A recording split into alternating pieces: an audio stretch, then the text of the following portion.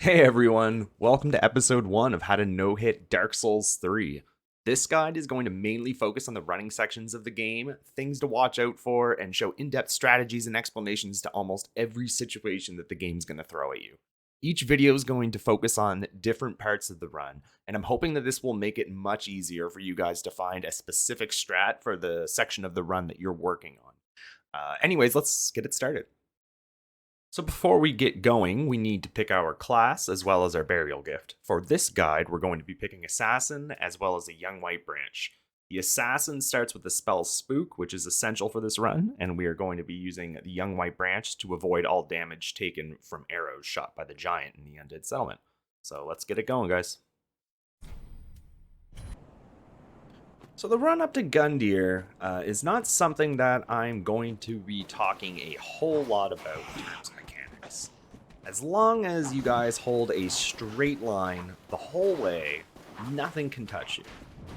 The only issue is this crossbow guy, which you can easily strafe by. Don't need to worry about killing him. You know, just be wary of his crossbow. Nothing too big again. You guys are going to be seeing a lot of this area. So we are going to ensure that he is running at us and roll up and to the right. There we go. We're going to make this jump across. I like to use this tree as a guide for my eyes to what I'm jumping towards to pick up that Titanite. I also like to just simply jump over this mob and strafe this crossbow guy. Now, a lot of people might kill this guy. It might be safe to kill that guy because about 1 out of every 20 attempts, what'll happen to me is he'll shoot a crossbow bolt at me at Gundyr. Now, I'd usually myself, I'll just run by him. I won't even bother killing him. But it is something to note that he can shoot you in the back. So let's go ahead and kill Gundyr. Not too much to see here. Upon Gundyr's defeat, all that is standing between you and the shrine is a little running section. Again, this running section to the shrine is extremely safe. No mobs can get you, except one single crossbolt from behind, which you need to be wary of. It comes from this mob right here. But if you move to the left, you can easily strafe it. Nothing to really be worried about. And mobs, just to let you guys know, can't actually come into the shrine. There is an invisible barrier here that they hit. So yeah, just a little something to be wary of. So before heading out to the HighWall, we're going to actually make a few purchases from the Shrine Maiden. We are going to get exactly 1 homeward bone, the dagger, the short sword, and 5 fire bombs.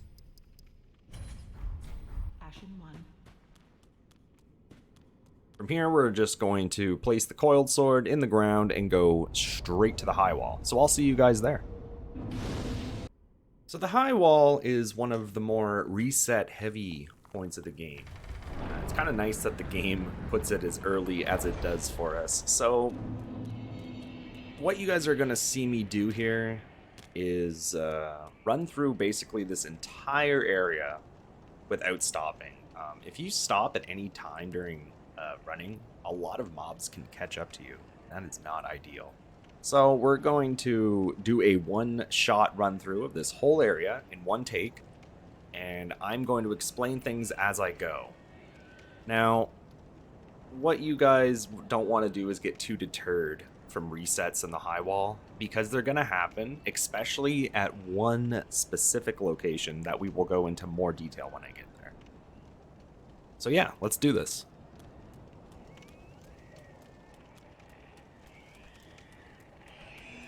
Again, just keep moving, and nothing will get you. Taking this route will avoid all enemies' encounters. The only thing we need to pick up in this area is this lightning resin right here. One thing to be wary about is this hollow right here can sometimes be active, and he can sometimes hit you when you jump down here. So just take a look for that guy. Everything else should be fine up to this point. We're going to drop down here. Now, you have to go through this part without stopping, because hollows will chase you. As you can see, this guy's coming. So I'm going to cut and show you guys a little bit of a better strategy for this upcoming area, because this upcoming area, guys, is one of the most reset heavy points of the game. So I'll see you guys in a second. So this section here has caused people a lot of grief in the past, and I think the reason is because of its sheer amount of mob activity right here, trying to enter the door upcoming. So what's going to happen is these mobs are going to get killed by a dragon that spawns in, while you, the player, run up this left side and dodge this mob in particular. Now, this mob in particular starts pathing whenever your character gets close enough to trigger this area to start, which is called a global timer. Depending on what time your character reaches this point of the game will determine the RNG that these hollows can potentially give you. Now, if you run this section, the HighWall, if you run the whole HighWall the exact same way every single time, when you reach this point of the game, it should be the same roughly every time. So I'm going to show you the route that I take through here, the pathing that I feel is the best pathing to take that will get you the least amount of resets. However, do not feel too bad if you guys take hits here. This part's kind of tricky. There's a lot going on, a lot of different situations that these three hollows can give you. So try not to get too deterred from resets here. However, we are going to see what I think is the most optimal route. So I would like to remind everyone that this take is from the start of the HighWall, so that the hollow RNG that you're about to see is roughly the same every single time.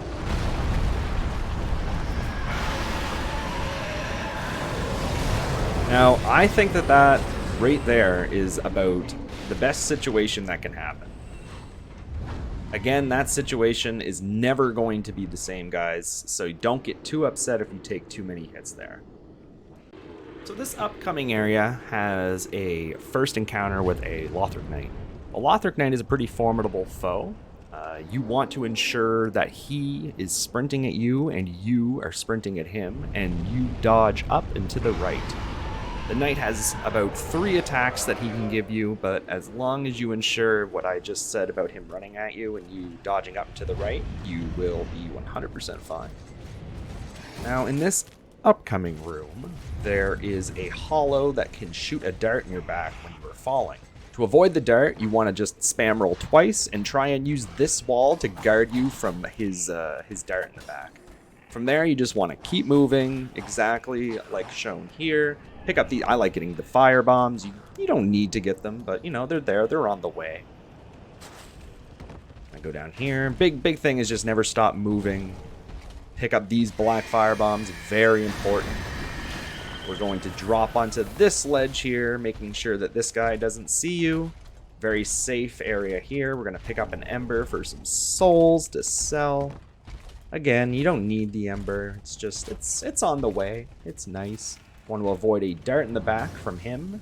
And that is essentially that part. I'm going to take a cut here and show you guys this upcoming part. So just 1 second. So this upcoming area has a few ways you can go about it. We can take what we learned earlier and go up the middle. However, for absolutely safety reasons, we're going to go to the far right. And we're going to take what we learned earlier, going to make them run at us, and then dodge up and to the right. It's very, very comfortable, as long as you ensure those two things. From here, we're literally just going to go talk to Emma. Nothing too crazy.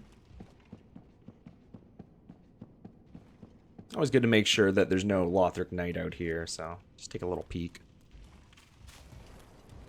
And we're going to ensure the exact same thing here. We're going to get the Knight's attention by sprinting. There we go. And we got him running at us. Same deal. Up and to the right. So from here, you just want to keep on moving. You want to be wary of these two spear guys. Always want to go up and to the right on the spear guys here. Always want to. You never want to go to the left on them.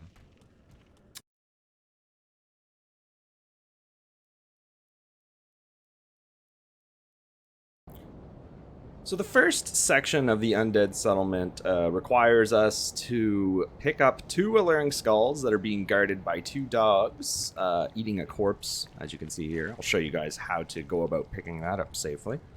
And also we are presented with a door that will open, releasing 3 dogs that will try and either hit you or these hollows wandering around. Now, I throw a black firebomb that will kill these 3 dogs in one throw. However, using one of these 2 skulls that we're going to be picking up from these dogs back here, we can actually just use a skull if you're not comfortable throwing a firebomb.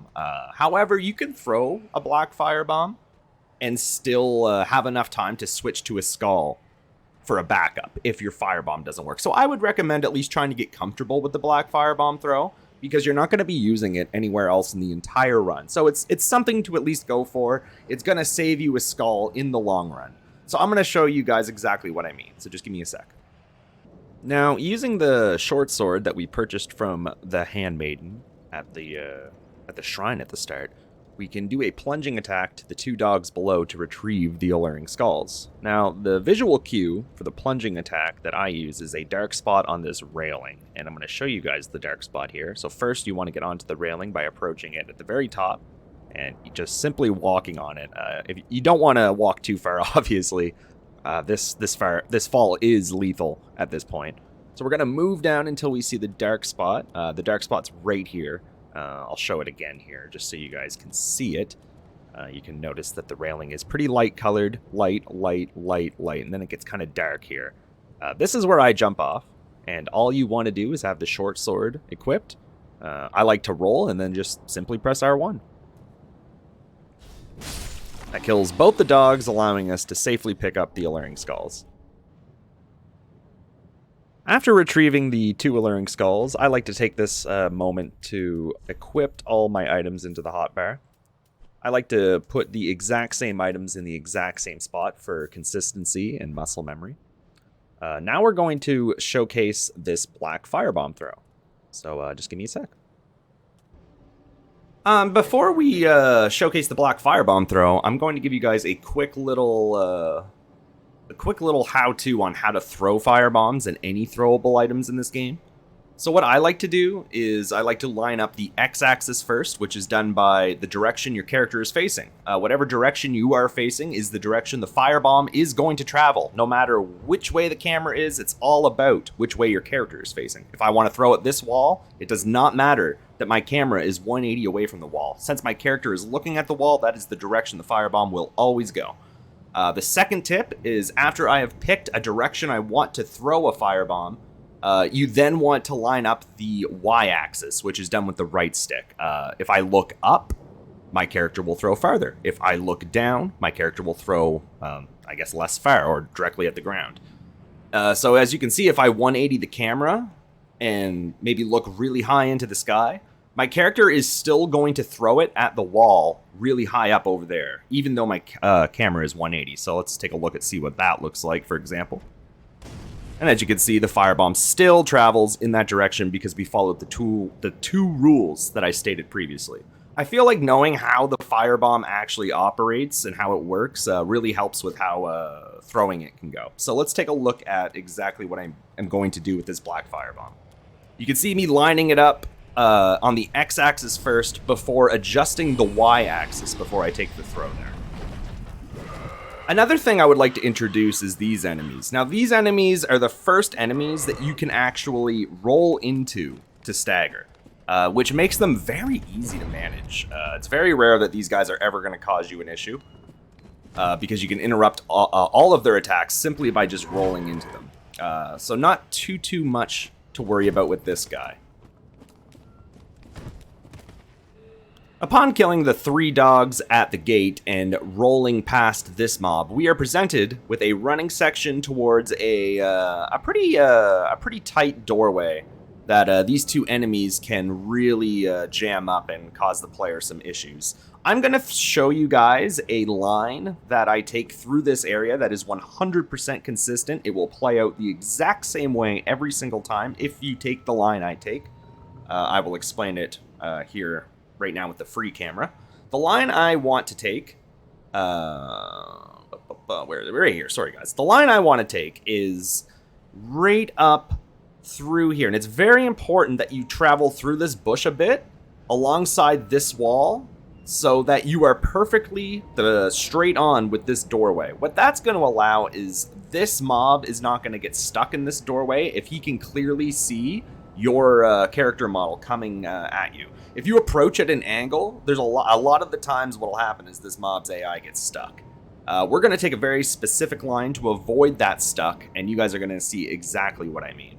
Now, you guys could also do the extremely drawn-out strategy of luring these guys to start their walking patterns and let them come out of the door. Maybe mess around with them down here a bit, deke past them, use what we've learned about their staggering AI by rolling into them to get past them. However, I assure you guys that this line I'm about to show you is 100% consistent. The only thing that you need to be sure of doing is being at full health.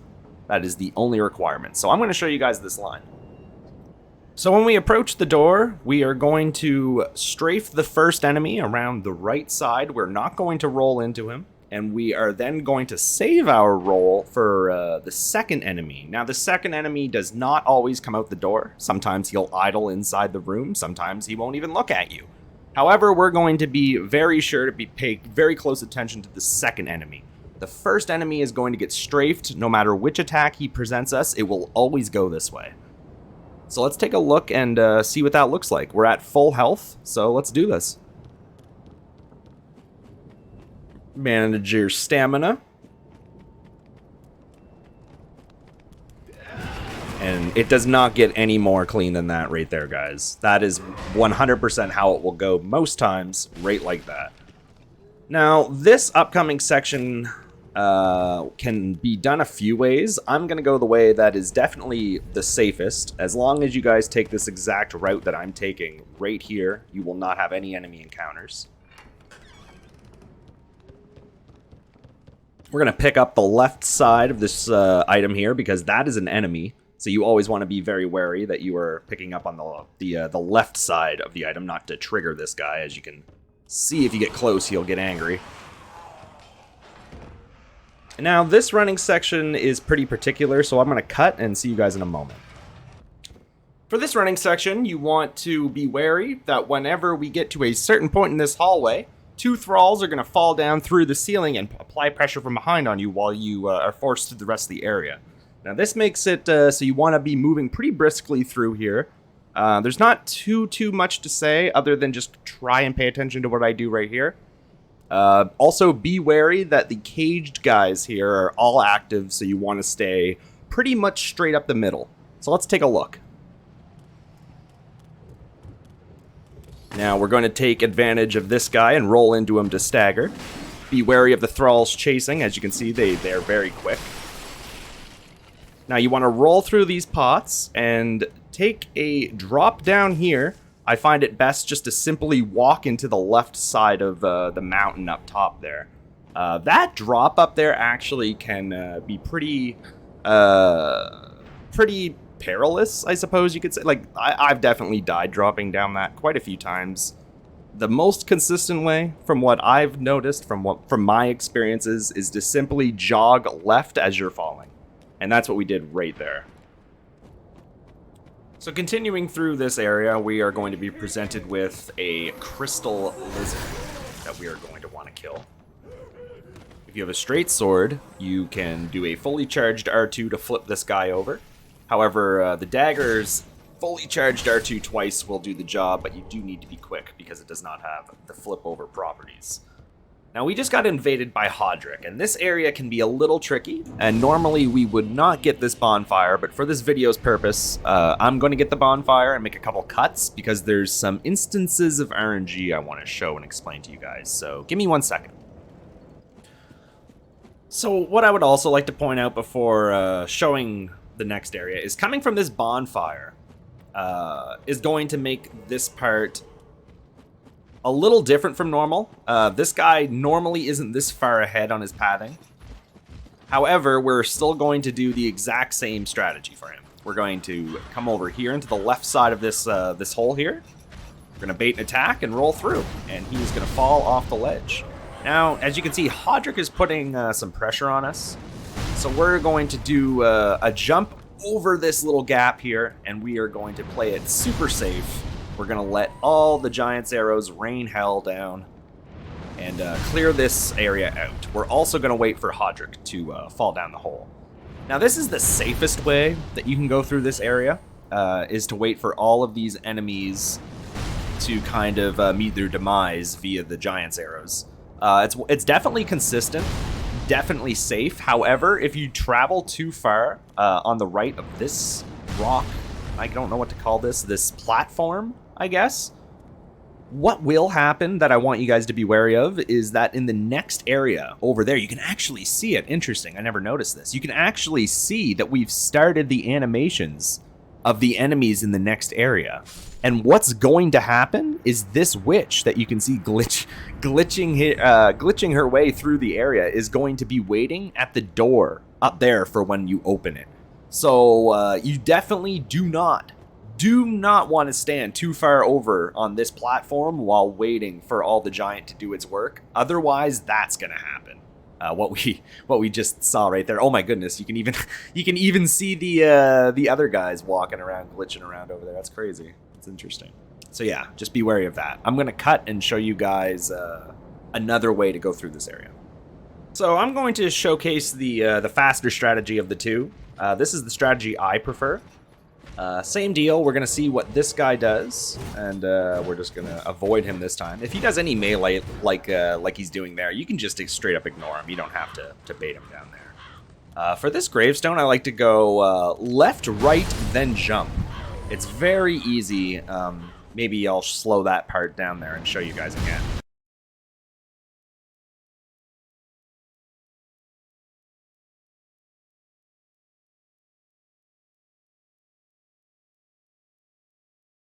But it's very easy to make it up that little ledge there. Same deal here. We're just waiting for the Giant to clear out those guys. He did a pretty good job.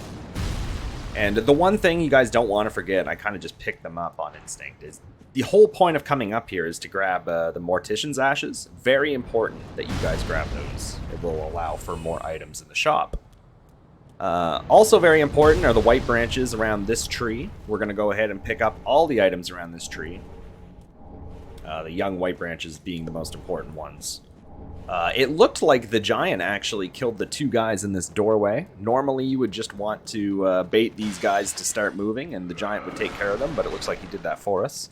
And we are just going to go ahead and proceed through the level. Now, if Hodric is still alive, you want to quickly dip into this part of the arena so that you can send his Dark Spirit home, because the game thinks you're going into a boss. So that's a little tip there to get rid of Hodric, if he survives. After we send Hodric home and open the settlement door, we are going to take a path up the staircase to the right here to a bonfire. Now, the reason we get the bonfire is in case some of these mobs up here get stuck on the bridge.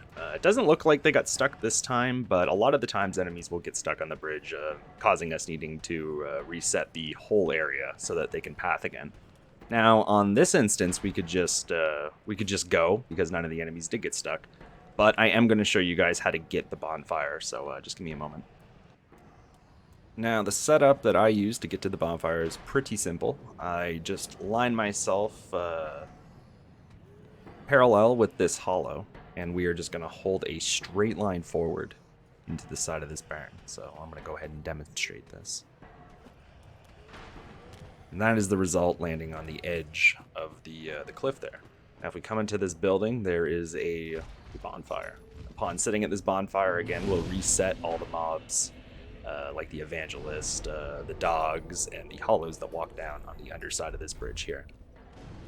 Get back down, you simply just come out this doorway, up these stairs, onto this roof, and drop back down near these pods. And you can see if the Evangelist got stuck, or if they proceeded with their pathing, which you guys can see that the enemies have proceeded with their pathing, allowing us to move on to the next section. So I'll see you guys in 1 second. So after we let the enemies path across the bridge, we are free to safely drop down without any chances of encounter. We are going to pick up this shiny, and it's going to bait the AI of this mob to chase us. Once this mob chases us, we are going to dispose of him quickly by rolling into him and attacking him down. Here we pick up the ember. We retreat. Lock on, roll into him, and just attack him down. Now, the upcoming section is kind of intricate, so I'm going to go into free cam and show you guys, and give you guys a little bit better of an explanation than just freestyling it. So just give me a moment here. Here we are met with two mobs with scripted triggers. Both mobs will aggro once we reach a certain distance relative to them, throwing their pots, then proceeding to chase us. We are going to react to each of the mobs' pot throws, rolling both of their attacks, and then proceeding up the ledge here to the right. Once we are on the ledge, we're then going to bait the AI to chase us up the staircase that we just ran up, before jumping down off of this platform to the side and proceeding to the door. Now, I'm going to show you guys this in one take, and so that you guys can see what it looks like in real time. So just give me one moment and we'll take a look at that.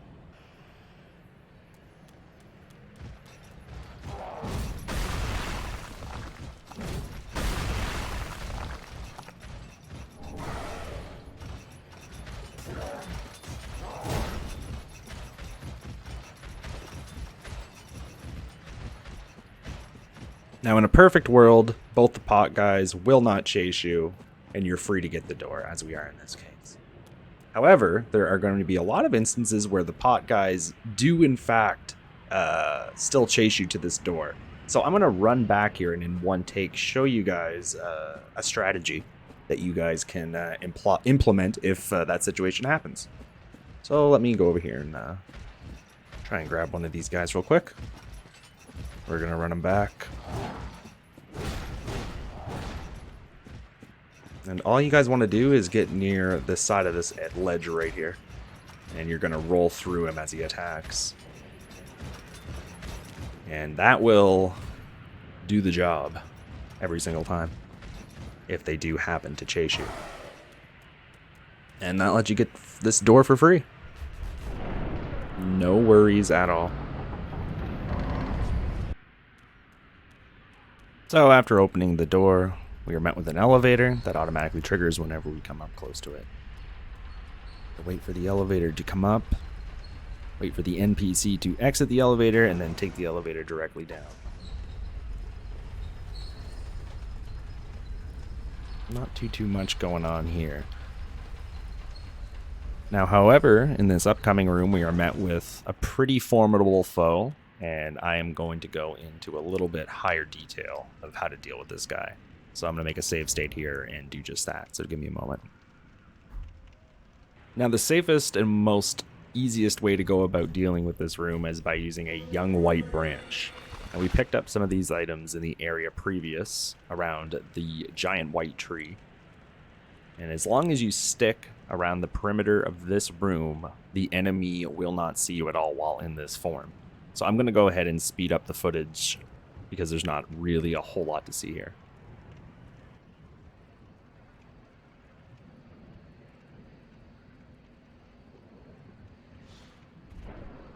Now, there is a faster strategy that we can implement to deal with this Frost Knight. We can sprint at him at 1 o'clock on the thumbstick, and then when he starts to animate, we are going to change to 11 o'clock on the thumbstick, all while maintaining a sprint. This will ensure us to strafe him about 90% of the time. If he does not animate and still crawls towards you, you are then going to have to deal with a multitude of attacks. Now, again, the safest way to do this room is the white branch, but it can be tedious. And unless you don't want to learn all of this guy's attacks, it may be the safest way to always ensure you get through this room. However, what I'm about to show you is the method that I implement every single time. I run at him at 1 o'clock and then change to 11 when I see him start to animate. I'm going to show you guys exactly what that looks like right here. So we're going to line up to him, and again, 1 o'clock to 11. And then boom, you strafe him every single time he jumps at you. Now again, if he doesn't jump at you, you are going to have to dodge different range of attacks that this guy has. He's a very scary enemy. And if you're just learning this game, again, the safest, most 100% surefire way is the branch. But there are ways to get around him pretty reliably. So I just wanted to show you guys that one. So that's going to conclude the end of this particular segment of video. In the next video, I'm going to show you guys probably up until Abyss Watchers. So until then, I'll see you guys in the next one. Take care, everyone.